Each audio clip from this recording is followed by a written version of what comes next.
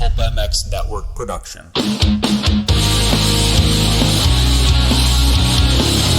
EVS Sports brings you a cheeky Brit and an American YouTube racing sensation weekly on the LVK More Than Moto podcast. Here's your hosts, Lewis Phillips and Kellen Brauer. Yeah, welcome back to the EVS Sports LVK More Than Moto podcast. I am Kellen Brauer from MotoOnline.com, and he is Lewis Phillips from Vital MX. We'll probably talk about that introduction. It does sound a little bit odd after we started the show with 9 episodes of me saying something else, but we'll talk about that. But you're back. I've changed. I have changed. You're not the same Kellen I once knew. Yeah, well, you know. Do you how many times have you almost said Racer X? No, I haven't. Like, because yesterday on a podcast, I nearly said MX Vice. Really? A year on. I went Vital MX. A year on, Lewis, and you're still saying Vital MX. You know? Sad. No, I'm still saying MX Vice. Or MX Vice, You never forget your first love. You never forget your first love. Yeah, you're back. You're back Right. in studio with us again. So Yes. how are you feeling? I'm really pleasured to be here. Which doesn't make pleasured. sense. I'm pleasured to be here. Yeah, Florida life or Tallahassee life. Florida. You like Florida? You gonna live there? I don't know. No? I You don't said know. you might, so Yeah, obviously for work it does make a lot of sense, and I've got some opportunities in Florida that I could exploit, and obviously all the riders are there. So I don't know. Maybe one day I'll move to Claremont, Tampa. Who knows? Claremont, Tampa. Claremont, Tampa. That sounds like its own place in and of itself, not just 2 different locations. So, There's a hyphen. Claremont hyphen Tampa. Yeah, Claremont, Tampa. But yeah, we're back. Great to have you in studio. We're going to talk about all of our topics here today. Before we do that, big shout out to EVS Sports. Experience the pinnacle of knee protection and injury prevention with the EVS Web Eclipse knee brace. For over 39 years, EVS has relentlessly honed their engineering expertise, consistently developing award-winning knee braces. The legacy of excellence is embedded in every facet of the new Web Eclipse, which represents the culmination of their tireless dedication to innovation around our safety. Use code LVK30 to save 30% off today. Also, shout out to Namura presenting this show, the leading provider of engine components for motocross, ATV, UTV, and personal watercraft for over 2 decades. Namura has been the preferred choice for premium and dependable engine components for more than 20 years. Whether you're restoring your vintage bike, rebuilding your four-wheeler, or upgrading your new 450 race motor, Namura has you covered. Our extensive line of cast and forged pistons, connecting rods, gasket kits, engine valves, and soon cylinder kits that enhance your engine's performance. Keep an eye out for our new and innovative tech products in 2024 and beyond. Stay up to date by following us on Instagram at Namura_technologies. And a shout out to Race Tech will bring us our fan question of the week here midway through the show. For 40 years, Race Tech has been supplying the motorcycle industry with high quality suspension components made right here in the USA. For modern to vintage, Race Tech is your go-to source for suspension performance. So big thank you to all those people that support the show, and let's get into it. So first up on the docket here today, Lewis, Indianapolis over the weekend, Triple Crown. And really, this is a topic that goes a little bit beyond Indianapolis, but Aaron Plessinger had an up and down night, was very fast at times, but also didn't really get the starts, I think, to show it, and then crashed in the last main event when he got together with Jason Anderson. And Plessinger has been kind of an anomaly this year because he was really good to start the year, obviously won San Diego. And when we talked about him a couple weeks ago, there was this discussion about what his championship prospects look like moving forward. They're kind of gone. The last couple weeks have really diminished any chance of him being in this title fight. And it creates an interesting dynamic moving forward because it's a contract year for him. So what do we think of Plessinger at this point in time with his standing in the season and how it's really gone for him? Yeah, Daytona, Birmingham, and Indianapolis have definitely been somewhat of a downward trend. Indianapolis was good. It was better than the last 2 weeks. That end of the first main event, he was very good. But still, the end result was not on par with what we saw earlier in the year. And it's funny, I do even find myself forgetting just how good he was. His win feels like a lifetime ago now. So I'm interested how the teams approach him or view him. Is he just still the second rider, same pay, same contract terms, etc., or does he start to get better offers? Maybe more bonuses. Is there more of an emphasis on him being a potential winner rather than just a backup rider, which I do believe is kind of what he entered the season as. He was there just to kind of complement what Chase does. So I don't know how that's going to go. Does he see more value in himself? And when KTM put an offer in front of him for the same amount of money, does he go, no, I'm better now. I deserve more. Like, it could create an interesting dynamic. Yeah, I mean, I think from the outside perspective a little bit to a degree, this year's obviously better because I think if you look at last year, his Detroit win, as close as it was to being amazing, was a bit of an outlier. Like, he was really good a few rounds before that and pretty good a few rounds after that, but it wasn't like he was consistently on the podium, winning heat races, being right there. And then Detroit almost happened. It was like 6-6. Oh my gosh, Detroit. Okay, now we're back to normal trend. So I think this year is a massive step up in that regard. Obviously, the championship has crumbled, but I think, like you said, he would probably look at his own value as gone up. If I put a lie detector test on you and said, do you view Aaron Plessinger as a potential winner in 2025 Monster Energy Supercross, what would be your answer? And would the lie detector test tell me that you're telling the truth? My answer would be yes. Because I think that we're continuing to see the changeover in regards to the old core, which we'll talk about in a minute, continuing to, I don't want to say go over the hill, but it doesn't seem like they hit as often as they used to.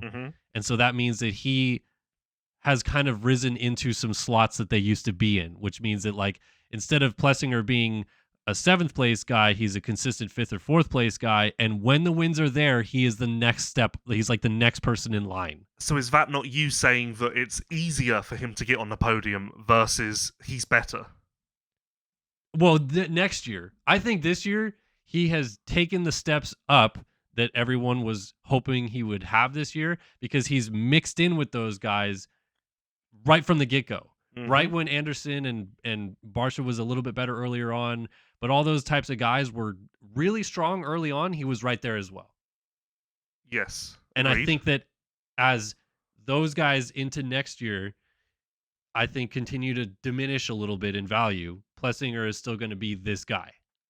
Yeah, so he becomes the Jason Anderson, who and the Jason Anderson means you don't head into each weekend going, Jason Anderson's gonna win this weekend, but there's a chance that it could happen on occasion. Right, yeah. So I think that's what we would see out of Plessinger next year. Is that worth more money?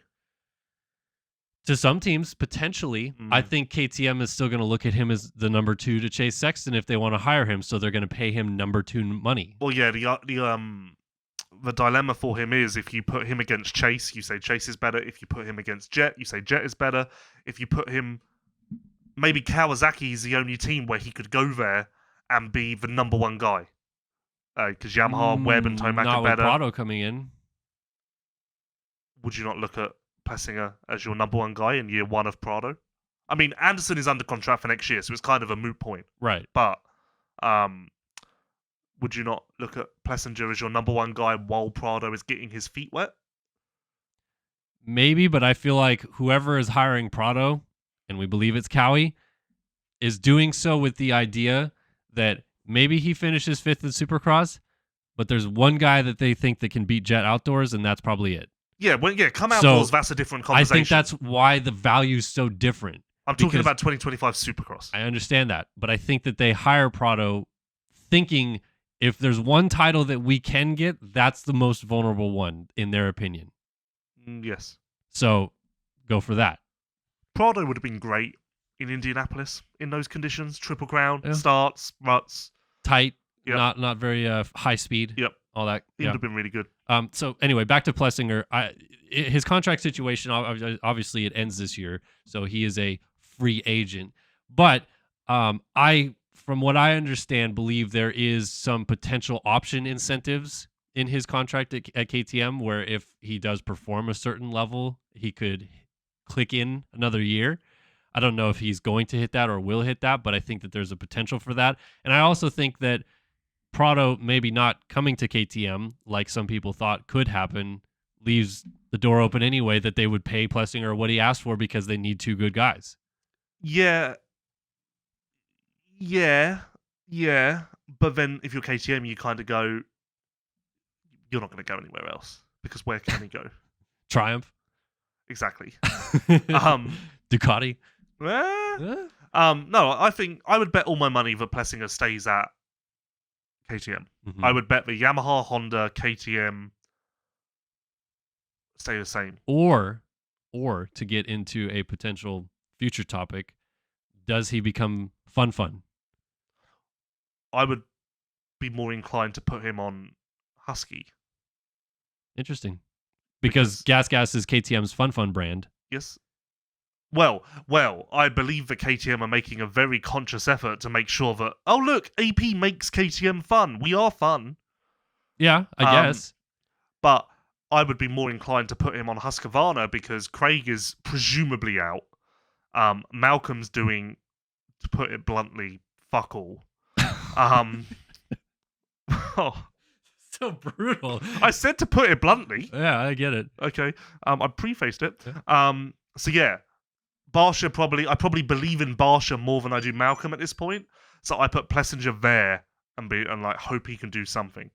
Just real quickly to end on Plessinger, do you think that the sponsors that associate with KTM or potentially Gas, and Gas has more unique ones than KTM does, do you think any of those types of investors see the value in what Plessinger brings in terms of a fan base? Because obviously KTM, like you said, has a different look about them with Plessinger on their team. They're not as like, oh, we're so buttoned up and tight. Plessinger kind of loosens that look up. But do you think the sponsors as well are like, don't let him walk because this is the value of how many fans are standing by our truck at a constant rate is ridiculous. Yeah, I've wondered like if Red Bull, if he moves to Husqvarna, would Red Bull be like, what the fuck? Yeah. Or, potentially. But I'm not even talking about that. I'm talking about like lower sponsors. But they don't have a say, do they, realistically? Not necessarily, but they might say like, hey, we would be willing to pay this if you keep him. And I feel like Chase has increased the cool factor of KTM as well. Yeah, sure. But I do think that Plessinger brings a fan value that nobody else can replace. Maybe Deegan. But on my plane back from Indianapolis, I was sat next to a man in a Plessinger t-shirt and a Plessinger hat. Notice I just said his name differently. Plessinger and Plessinger? Yeah, I don't know why I did that. That's weird. Yeah. That's the one name that I don't really like have a consistent... I've asked him, and you know what his answer is? Plessinger. No. Whichever way you want. Well, that's what... honestly, I change how I say his name like every day. Yeah. Sometimes mid-sentence. Well, Supercross went back to Plessinger. I like Plessinger more. Plessinger just seems a bit uncomfortable to me. A little bit, yeah. Either way. Like Plessinger is much easier for me to say when I'm... To end this topic, does he stay at KTM in 25? Yes. Yeah, I think so too. All right, on to topic number 2, and it like I said, it flows right off of what we're talking about right now. What? Because who would KTM get to replace him? I've got zilch. I don't know. Exactly. Do you think KTM at the moment is... They have Chase for now in 2025. Yes. Do you think they're going 2026, we need to have a spot ready for Vial? Yes. Maybe. No. I don't know. So maybe I don't know that's if already... Vial's really that like... But that could change how they approach Plessinger's contract. Well, yeah, he was on a 1 year this year, so I feel like Plessinger is the type of guy who is just 1 year. I feel like it would be rare now for him to get a 2-year deal. Yeah, I guess, but like we see Craig got a 2-year deal later in his career. Yeah, but that was more, because he was the mystical creature moving on to a 450. Mystical creature. All right, so let's move on from that and talk about the landscape of the 450 class, really, because we talk about this all the time, I feel like. There is a core of riders right now that are on their way out to some degree. And I like it's weird to talk about because we love them. They seem to enjoy racing, but at some level, they're going to be gone in like 2-3 years or less because of their age, simply. Mm-hmm. Someone's going to be gone. So we wanted to kind of talk about Jason Anderson, Justin Barcia, and Malcolm Stewart, and what we see in terms of who might be gone first of that group, because they're all in their 30s, so who's out first? Read the names to me again. Jason Anderson, Justin Barcia, Malcolm Stewart. Who's the first to retire? So all of their contracts are up at the end of next year. Correct? I think I'm. Isn't Barcia's this year? No, he did get another 2-year. Yeah. Okay, I'm certain. I'm 99% sure. Yeah, that's right. Yeah, okay, yeah. That all of them are out at the end of next year. I would. It's funny because I've always presumed that they would all retire, but now I'm like, well, I could see Anderson go into Triumph for one more year, and I could see Barsha. I guess I guess with Barsha's situation, it would more depend on do Gas want to keep him or do they have another guy coming. Mookie, we've gone over the fact that he's like much older than we believe, which makes it harder to.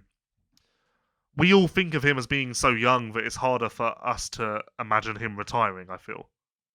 But if next year goes as bad as this year, I could see him maybe being like, I'm out. Mm-hmm. Fuck this. Okay, so Husky specifically with Malcolm. What do you mean Husky? Because I'm trying to think of their future as well. Oh. So Husqvarna Mm-hmm. in 2026 will likely have Hampshire on a 450. Yes or no? Yes. So then they need another rider next to him. Craig, Malcolm, anybody throw a name in the hat? Who would land on that spot next to him? Malcolm again? We're fairly certain that Craig won't get re-signed, aren't we? I think so, but I don't know. Would he even want to re-sign? I don't even know if he'd want to stay Maybe there. he would just want to go somewhere else. I don't know. Permission to quickly grab my phone and Google how old Malcolm is? Yeah, go for it. Thank you. Because one thing that I wanted to ask with these guys is what is a crossover point in where teams start looking at the 250 talent behind them, even though it's an older group of 250 riders. Yeah, there's not much there either. You might say that, but we look at Justin Cooper, who is a sort of older 250 rider, and he's coming into his own. RJ Hampshire raced 2 races last year and was pretty good on a 450, better than some of the 450 guys we're seeing this year. Yes or no? Right? So, Yes. like, again, if you look at that and you go, man, should we hire Cameron McAdoo? Like, just take a flyer and say, you know what? Like, if he wins this year, let's pull him up now. I almost feel like the current crop of 250 riders, except for Kitchen, are too much of a risk for a 450 team. There's no, like, I feel like Kitchen is the most stable, should transfer to a 450. Mm-hmm. I'm kind of not including Hampshire in the group because we've seen him. So Jordan, McAdoo, Faulkner, even Vial. Like I'm not certain on what we'll get from Vial come 450 time. Who's behind Deegan? Deegan's his own universe. Max? Voland? No, Anstey. Oh, no. I believe Anstey's reasoning for doing 250s is he never felt like he got the experience. He basically went into 450s like Prado did, pretty much. Right. And I do believe that now he would be better suited to tackle 450 Supercross. I don't think he would win necessarily, but I believe he would be like that solid second factory rider. Right. Honestly, if I was a team, I would consider doing a deal with Max where 2025 is 250 indoors, 450 outdoors, and then potentially 450 both for 2026. I would look at that as a 2-year option. Okay. Would you? Sure. Yeah, I think that's a potential because, again, as we say with all these guys, there is a crossover point at some point where not only are these guys maybe not as quick as what you could bring to the table from a 250 talent, they might be gone anyway. So what does it matter? Like, you might just have to just bite the bullet and say, sorry, we got to start planning for the future. Yeah, and easy to forget, but Anstey could do very, very well on a 450 outdoors.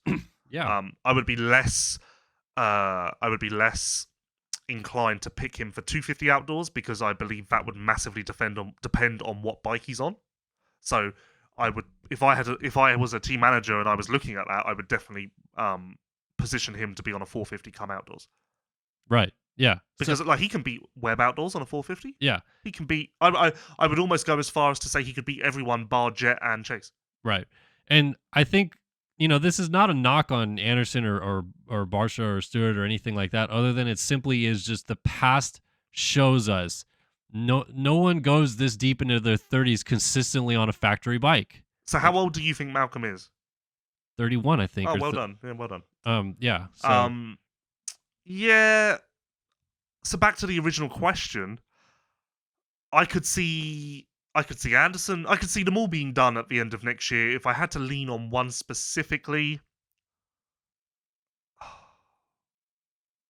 maybe Anderson. Really? I think he's the one person I could see doing exactly what you said. Finish at Cowie and go to Triumph and help their 450 program develop for a year or two and then retire. Why do I have a sneaky suspicion that there's a chance that Anderson could end up on a Triumph next year? I don't think that's out of the question necessarily. But I think for the some Cowie reason, thing my is... gut feeling is that Kawasaki contract could be, like,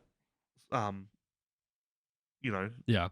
disappear. Well, I mean, Triumph's framework so far has been take all of the guys that we had at Husky and make them work. Like Savachi, not really, but Swole, Ferry, and I feel like most people are pointing at Anderson, again, former Husky under Hewitt and Scuba type of guy that would enjoy going to that program. And I'm pretty sure Anderson just started training back east again. Yeah, he's at club. Right. So he's already... Not permanently, though.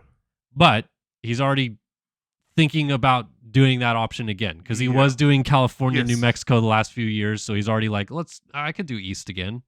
We are entering unprecedented times. Come 2026, there are going to be a lot of factory seats and not that many incredible riders.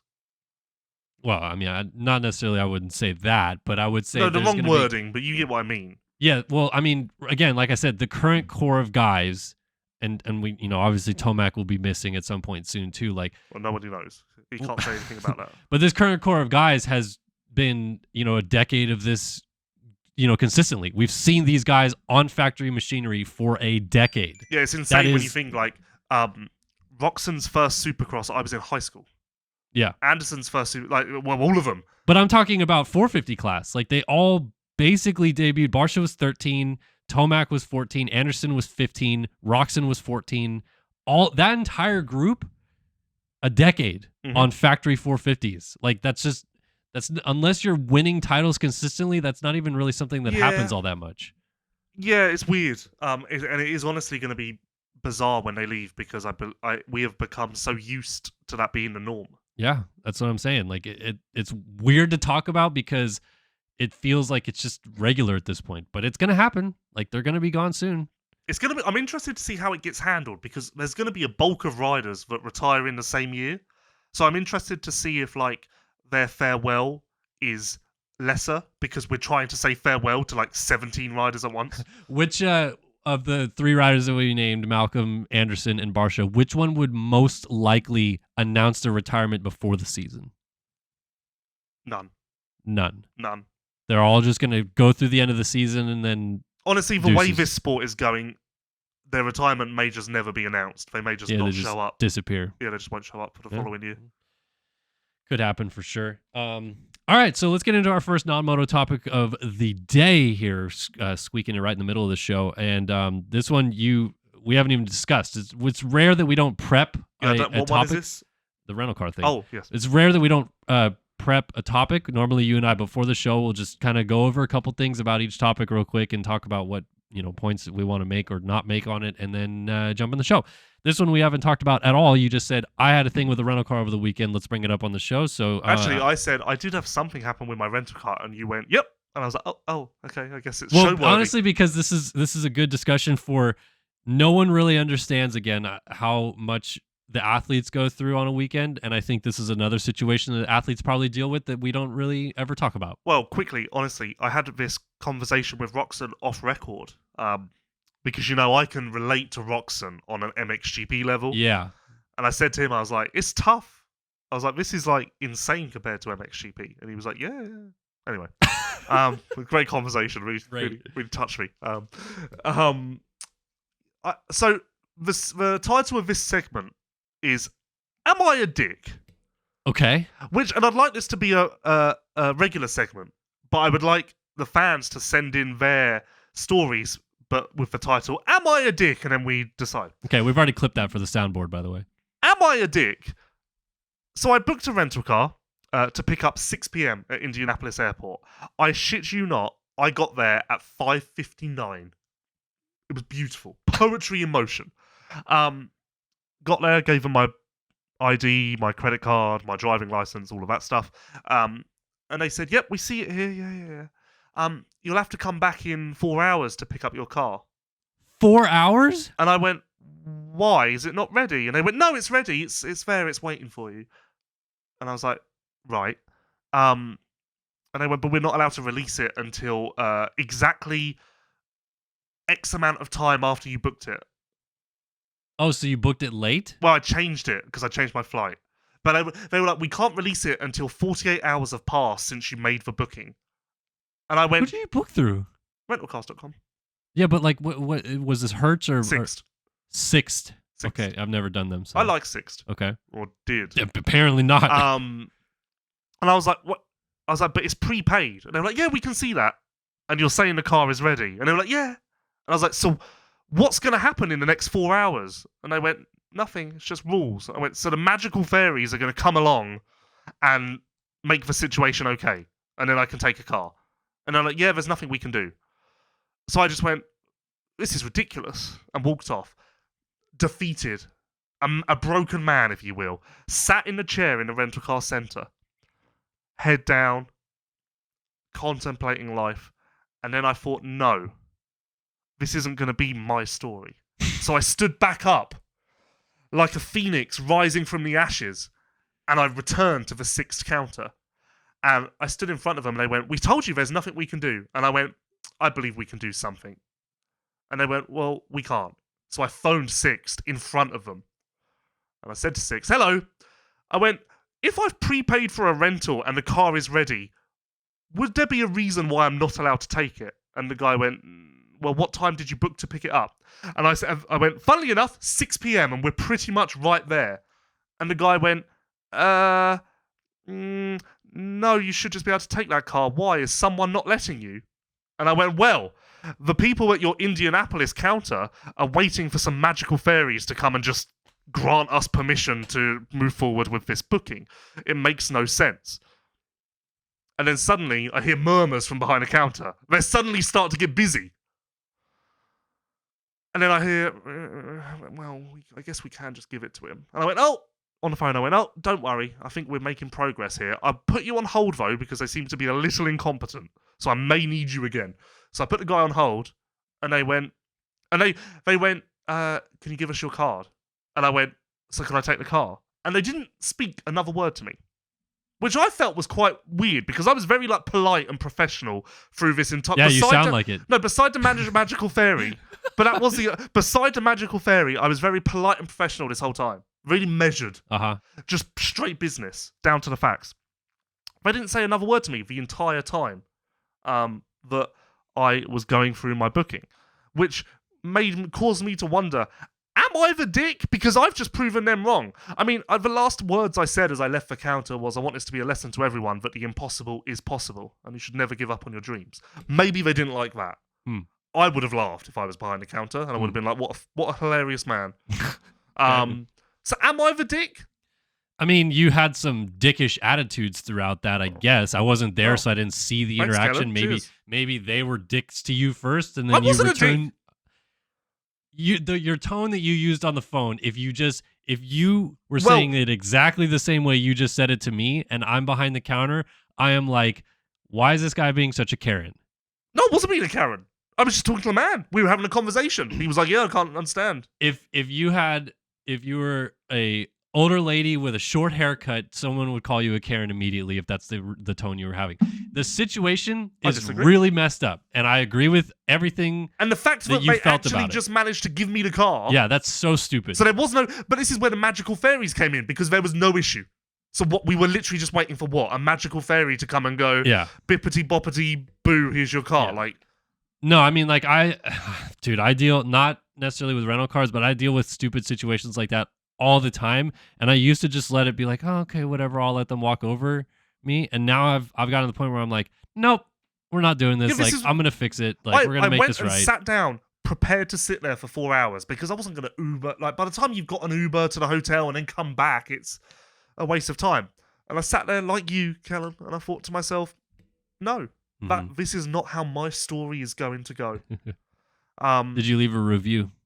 No, I actually wanted to ring up and be like, so what's the deal? Because they screwed me over technically, and they would and then they acted like I was the dick. Yeah. So when you changed your reservation, did you cancel it and rebook it, or how does? I just booked a new one. Okay, so it was free cancellation. But Yeah. 48 hours in advance is a long time. Yeah, no, can I mean, book it's a stupid rule. I'm just trying to understand because I've changed my reservation. It's also in the past, an incorrect rule because they could just let me have the car because in the end they went, yeah, you can take it. Yeah, well, and I mean, I've never booked through Sixt, but Hertz, Enterprise, the ones I normally go through, you can just walk up to the counter, and if cars are available and no one's booked them, you can just rent a car I've right booked, there. So yeah, I I've don't, booked like, cars on my phone like in baggage claim, and then walked through 10 minutes later, and they've Right. been like, "Yep, here's your car." So I don't know why Sixt would be like 48 hours because Yeah. then you can't rent a car on the spot. I And don't. Sixt, I have used a lot in MXGP. It was probably my number one car rental place, and never had a problem like this. Okay, yeah, They said it was an Indianapolis policy.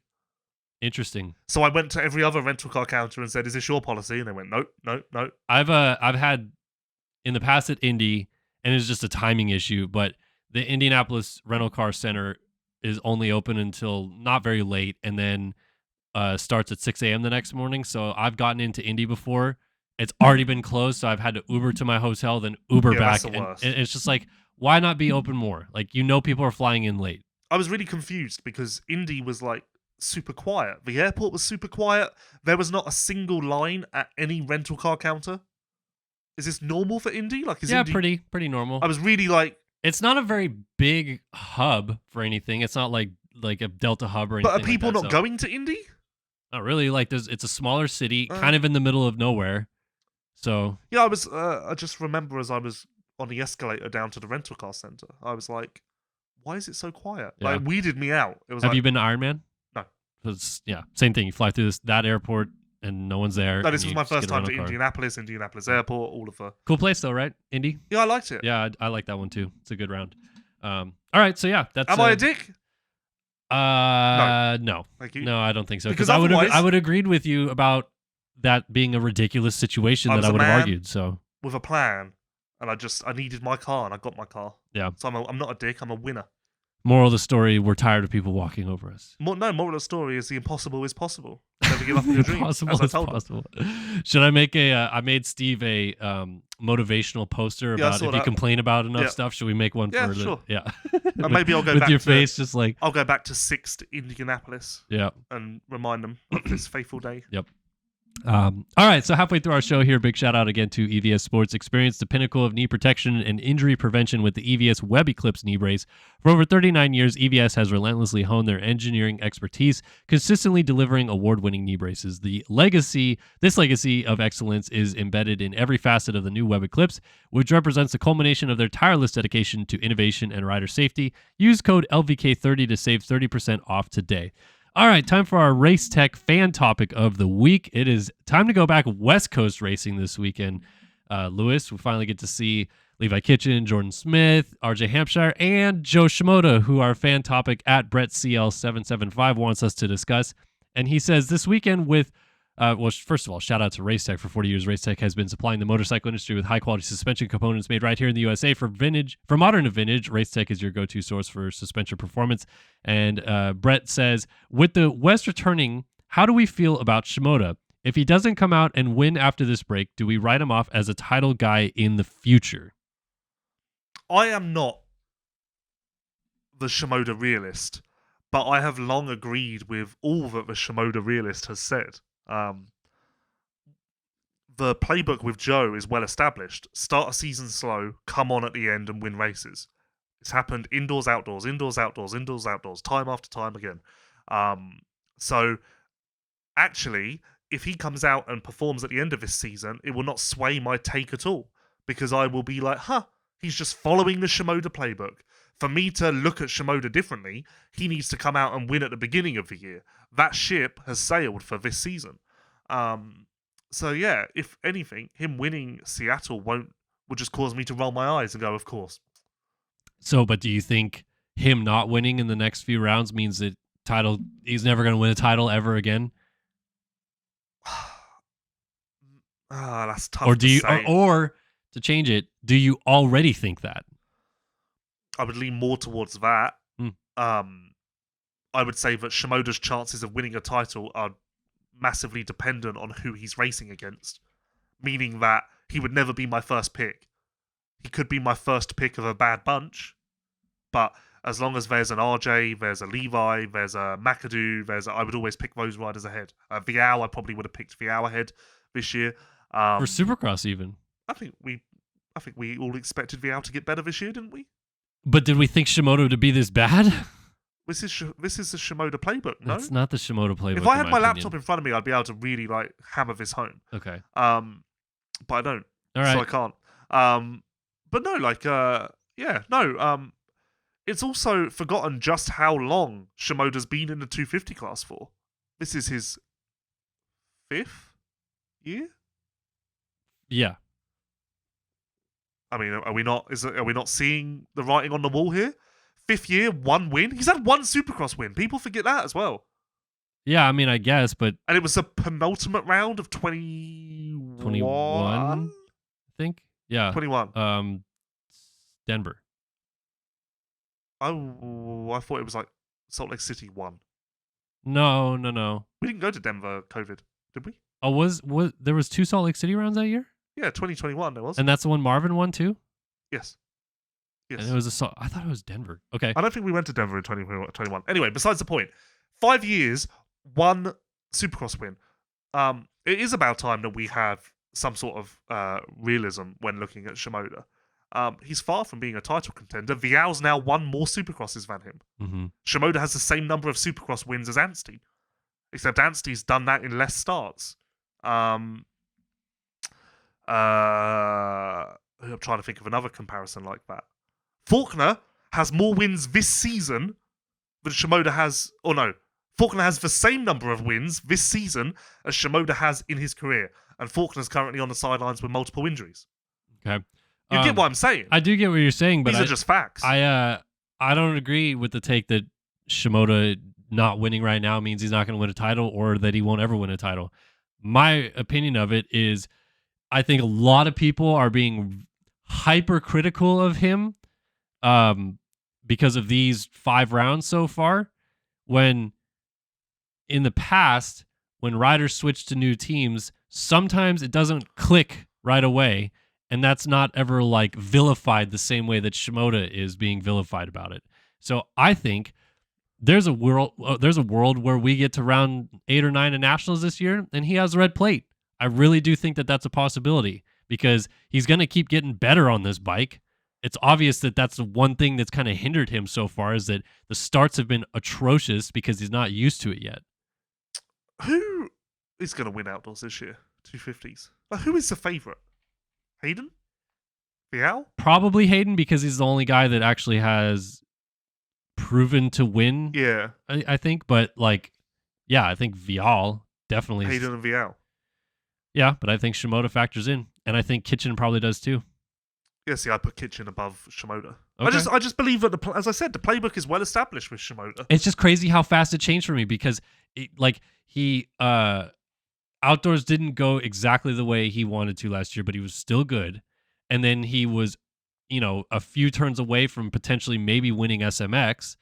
And I feel like in the offseason, people were like, Shimoda's going to do this year, and this, and then we have 5 rounds of 250 West, and everyone's like, you know what? That guy's dumpster. No, I don't believe it's that far at all. I think there's a lot of people that are saying that. I don't believe it's that far at all. I believe that it's all relative to expectations. I believe people are saying, wow, this is much far below expectations. But for me, I never had expectations as high as everyone else was claiming. So for me, I'm not as shocked or emotional about what's happened so far. But obviously, if you expected him to be a title contender, you're going to be a bit like WTF. If that's your opinion of him, then you would be a bit like WTF. Yeah, I get it. I get why people coming into the season thought he should win several races and be in the championship, and it's not worked out. I'm fully admitting that he's had a bad start to the year.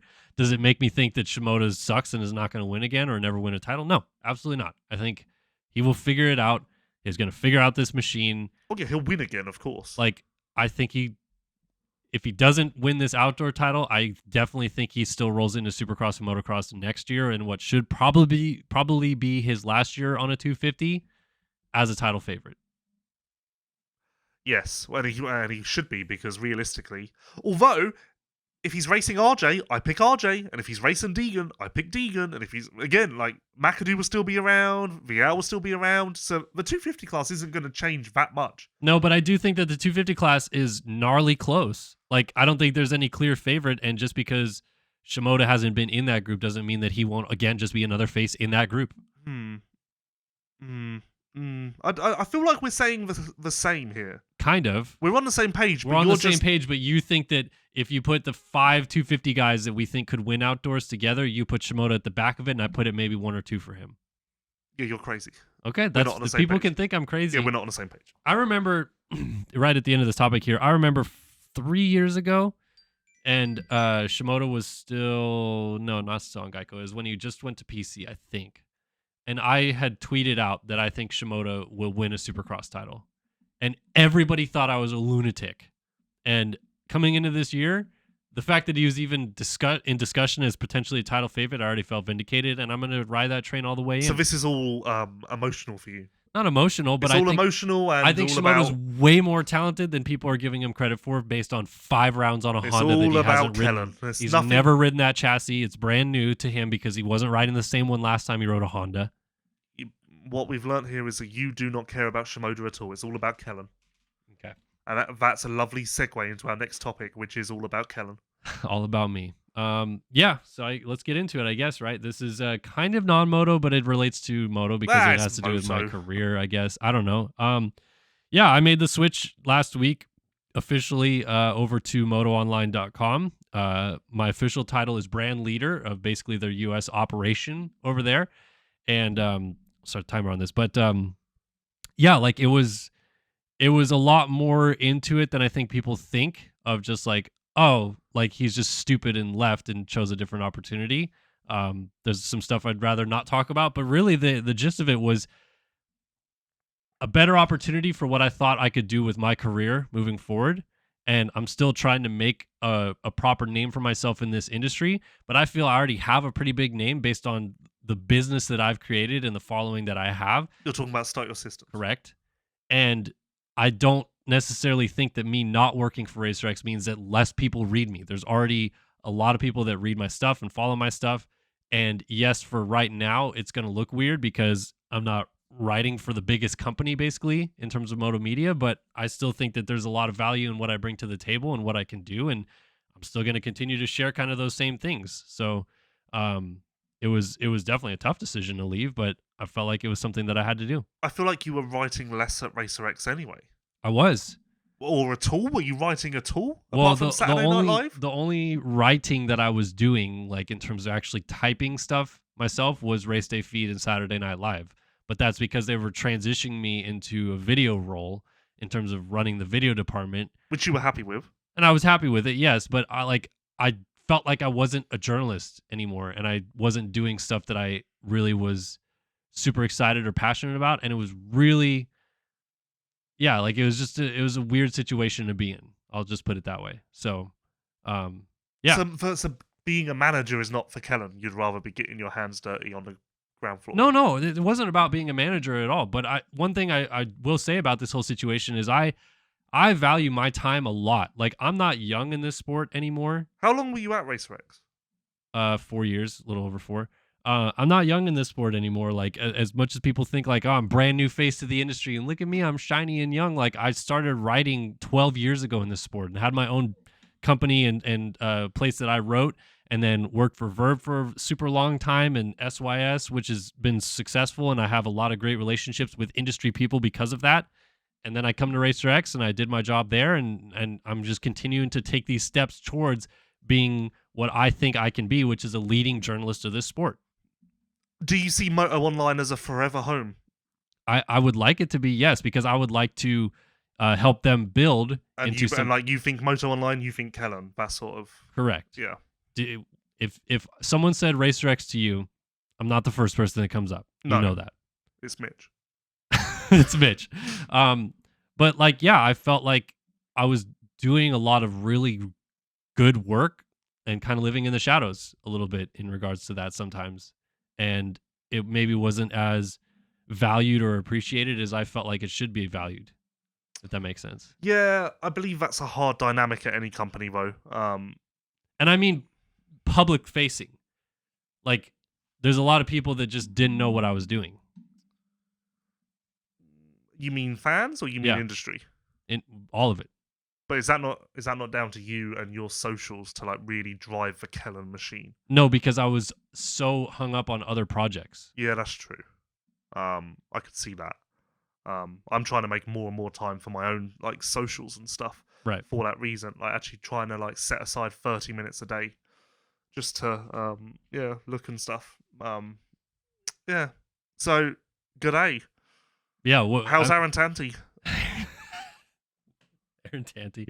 Do you know who went 1-1 in the Australian Championship at the weekend? I don't, because I don't run Moto Online Oz. Shame on you. Sorry. Shame. I was running the entire Moto Online operation for the US side. Kyle which is Webster. what my job.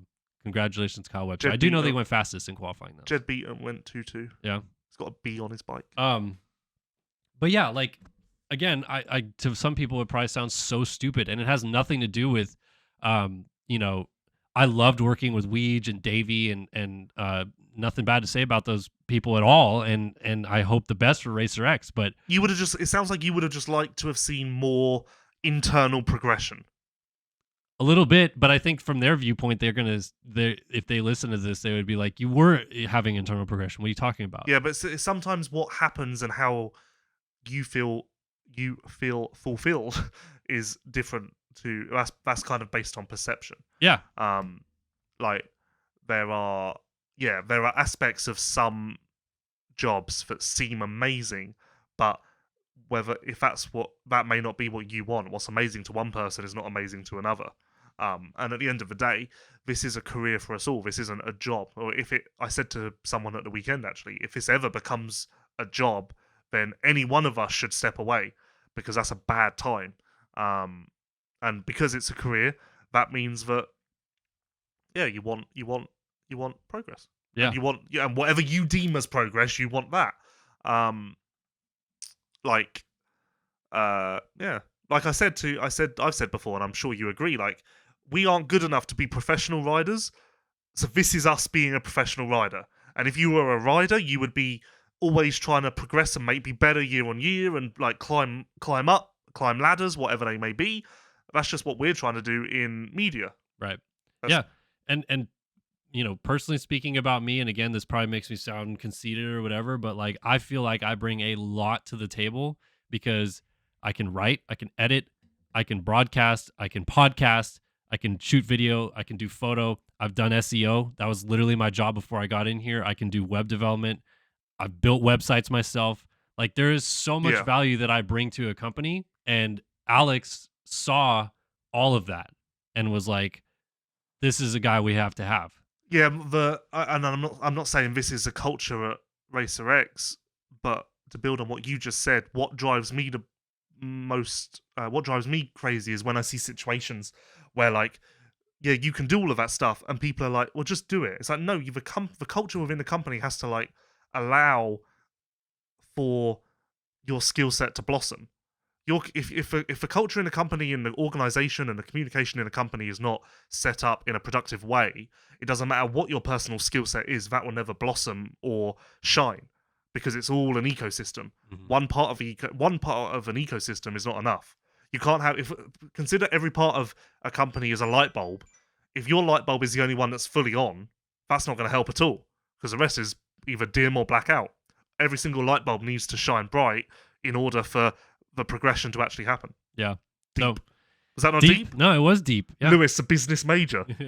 But I mean, you and I have talked about this extensively off the record, off show and stuff like that. And I think you know about what I was doing and how I felt and what I felt like I needed out of my own career. And again, this goes back to a time situation. Like, people really don't know how much you and I work. Yeah. Like, they really don't get it.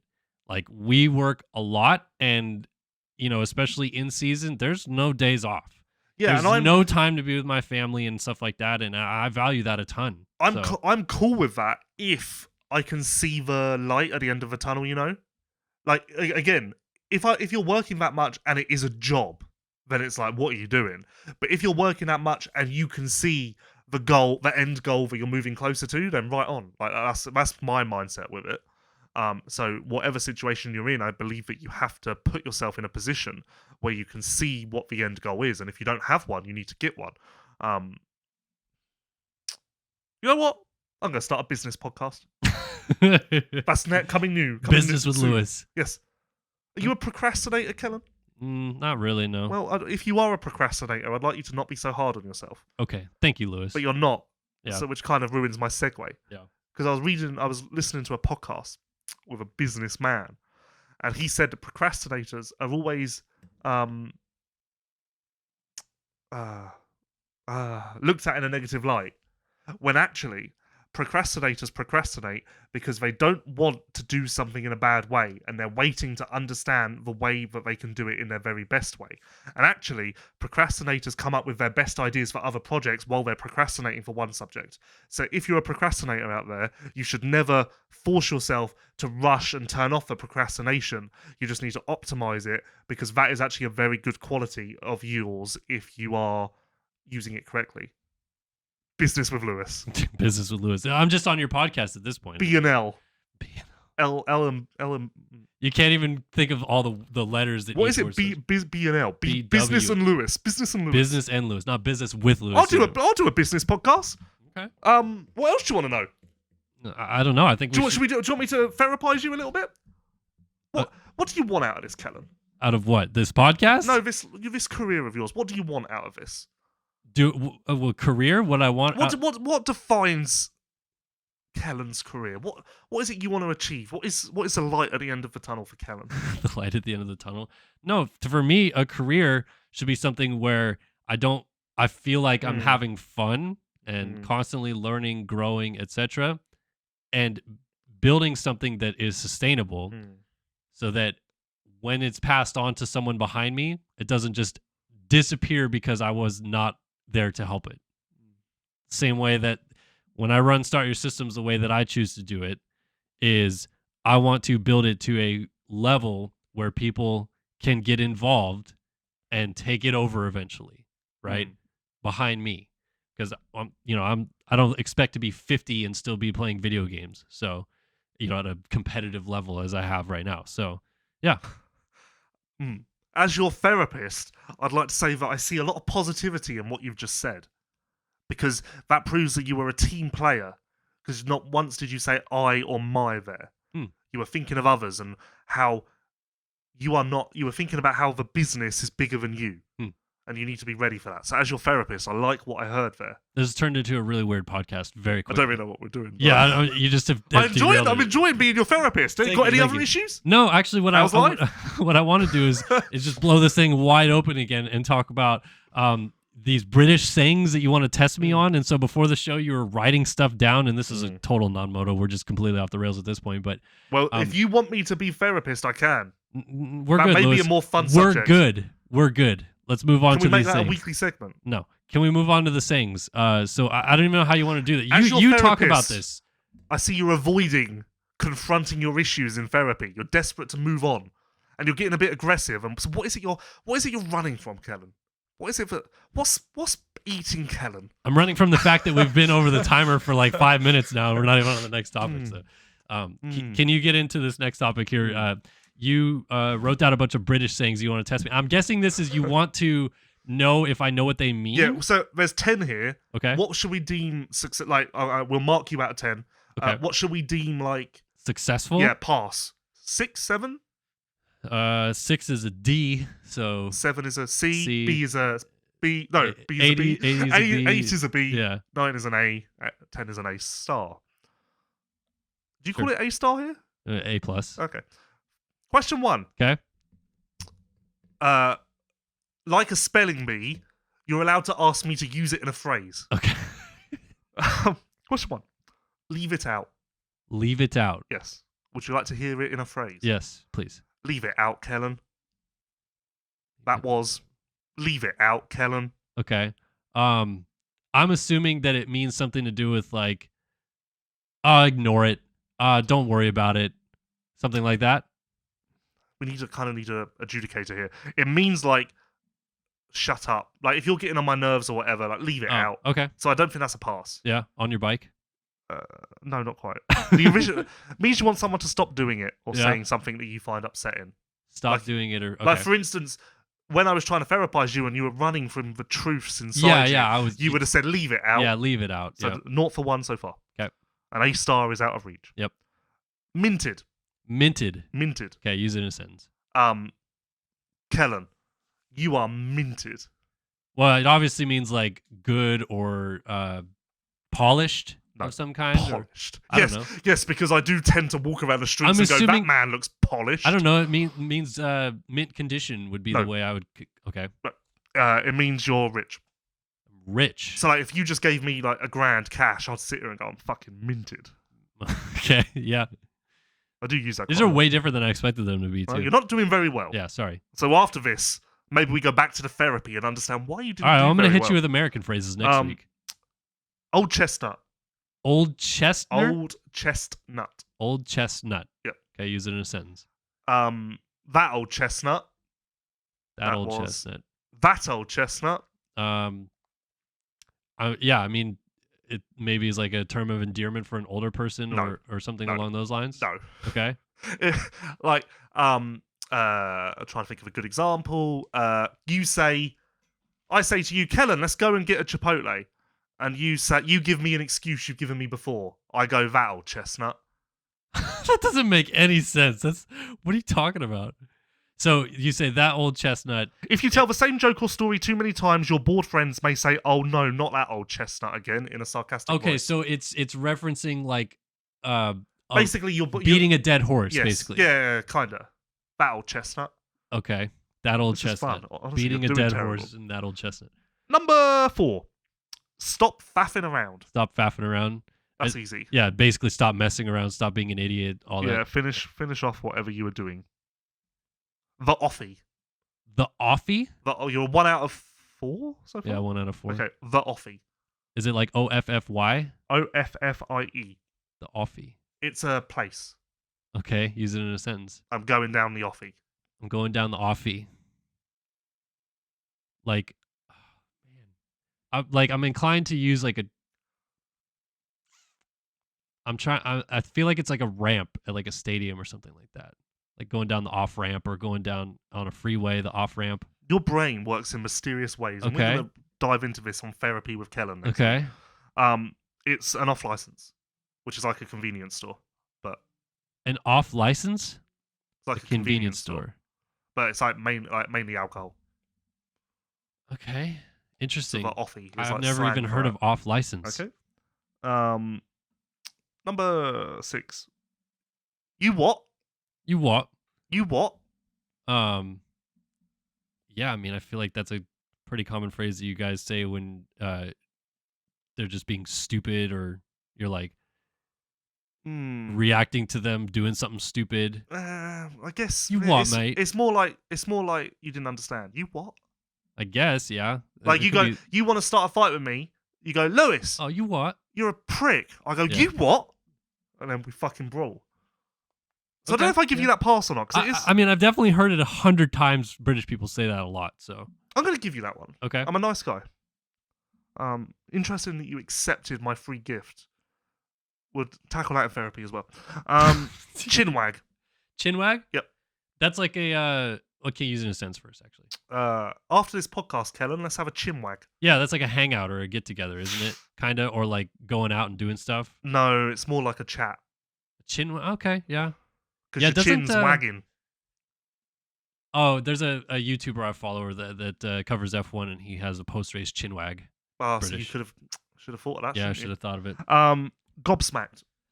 Gobsmacked? Gobsmacked. Okay, use it in a sentence, but I think Really? I I thought that was yeah, used it's too. pretty obvious. I was gobsmacked when you left Racer X. Yeah, it's like you're stunned, surprised, wowed, Yeah, amazed. amazed. Yeah. Yeah. This one happened in the pits for me in Birmingham. I used it, and everyone was like, "What?" And I was like, "What? That isn't a thing here? Taking the piss." Yeah, taking the piss. You can use it in a sentence so that I just know for sure. Well, you taking the piss? You're taking the piss. Yeah, basically like your take is ridiculous, right? Like that's a stupid thing to say. Like, you're taking the piss with that. Yeah, Like, you're just being basically. ridiculous. Yeah. Yeah. I said to Chase, "Are you taking a piss?" And he It's super no British. idea what I said. Definitely not He American had saying no it at idea what all. I said. Like, I literally just, He literally would have thought like, "Oh, you're going pee in the pits right now." it was really, Yeah. it turned weird. Yeah. I literally was just like, it just was casual conversation. I just went, "Are you taking a piss?" And Mhm. he was like, "What?" And then I was like, What am I at what? now? 3 for 7, 3 for 8. Let's see. You got stop faffing around. Gobsmacked, And taking the you piss. what? And you what? So I'm at 4 for 9, 4 for 8. No, you got take the Smith. Yeah, 4 for 9. So this is for 5. Okay, So you're going for a an F, E, an E, an E or a D. I can't remember what. Daft cow. daft cow, Daft cow. like DAFT. Yes, cow. daft cow. Use it in a sentence. That woman at the 6th counter was a daft cow. I mean, sounds like the term that you'd use for an idiot or A stupid someone's woman. Yeah, a stupid woman. Okay. Because So cow does is idiot- specifically woman. It wouldn't work for a man. Hmm. Stupid daft cow. I don't know why actually, but yeah. But for a man, you'd say he's a bell end. Yeah. Yeah, I guess that is the male phrase of that kind of. Yeah. So I get it because I know the male version of it. Sure, we'll give you a 5 out of 10. All right, 5 out of 10. I nailed it. With this show's going completely off the rails at the end. It's not as even well, really so. a podcast at this point. Yeah, we're faffing about, as you would say. We're Just having taking a piss, really. Who gives a fuck? having a real interesting chin wag over here. But yeah, that's all I good and enjoyed the dandy. therapy. That was my favorite part of this show. Yeah, you went deep with that. I was just trying to explain why I wanted to go to Moto Online, and you were like, let's Let's get get to in know deep. Kellen. deep. Let's get to know Kellen. Yeah. So that is our episode here today of the EVS Sports LVK More Than Moto podcast. Glad to have you back, Lewis. Yeah, I'm pleasured to be here. Are you going to be back after Seattle? We'll see. You might just stay at your house. My remote. Yeah, I don't know. We'll see. Yeah. And you're staying out here for the rest of the year, right? Yeah, I only went there I Yeah. only went there just. Well, I don't know why. Maybe you were scouting out homes to live right next door to Max. I didn't know what you were No, doing. they live in Georgia, so I ain't go to Cairo. You ain't going to Cairo? No, it's like another world. Okay. All All right. Shout out all the people in Cairo, Georgia. Yeah, all 2 of you. Oh, man. Poor people. So thanks, guys, for tuning in to another edition of the LVK More Than Moto podcast. Big shout out to EVS Sports, Namura, and Race Tech for bringing you this show week after week. We will be back after a wet and rainy Seattle to dissect yet another mud race, most likely. And hopefully we got some interesting stuff to talk about. Thanks for tuning in, and we'll see you guys next week.